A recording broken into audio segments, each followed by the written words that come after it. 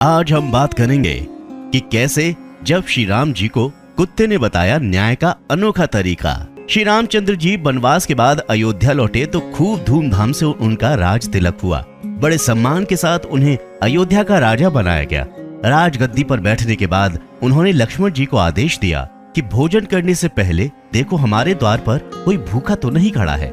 एक दिन की बात है, लक्ष्मण जी ने श्री रामचंद्र जी से कहा, मैं अभी आवाज लगा कर आया हूँ, कोई भी भूखा नहीं है।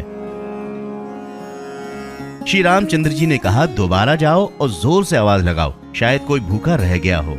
श्री रामचंद्र जी का आदेश पालन करते हुए लक्ष्मण जी दोबारा बाहर गए और उन्होंने जोर से आवाज लगाई तो कोई आदमी तो नहीं वरन एक कुत्ते को लक्ष्मण जी ने रोते हुए देखा। अंदर आकर उन्होंने श्री रामचंद्र जी से कहा, बाहर कोई व्यक्ति तो भूखा नहीं है, बल्कि एक कुत्ता अवश्य रो रहा है। श्री रामचंद्र जी ने उस कुत्ते को अंदर बुलाया और कुत्ते से पूछा, तुम रो क्यों रहे हो? कुत्ते ने कहा, एक ब्राह्मण ने मुझे डंडा मारा है। श्री रामचंद्र जी ने ब्राह्मण को बुलवाया और उससे पूछा कि क्या ये कुत्ता सही बोल रहा है? ब्राह्मण ने कहा, हाँ, ये मेरे रास्ते में सो रहा था, इसलिए मैंने इसे डंडा मारा। ये कुत्ते जहां तहां लेट जाते हैं, इन्हें डंडे से ही मारना चाहिए।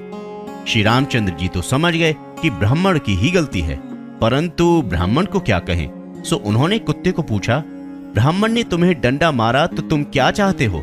कुत्ते ने कहा, भगवान इसे मठाधीश बना दीजिए। कुत्ते की बात सुनकर भगवान मुस्कुरा दिए और मुस्कुराते हुए कुत्ते से पूछा, इस ब्राह्मण ने तुम्हें डंडा मारा, बदले में तुम इसे मठाधीश बनाना चाहते हो? मठाधीश बनने से इनकी बहुत सेवा होगी, काफी चेले बन जाएंगे, इससे तुम्हारा क्या फायदा होगा? कुत्ता बोला, मैं भी मठाधीश था, मुझसे कुछ गलत काम हुआ, आज मैं कुत्ते की योनि में हूँ और लोगों के डंडे खा रहा हूँ।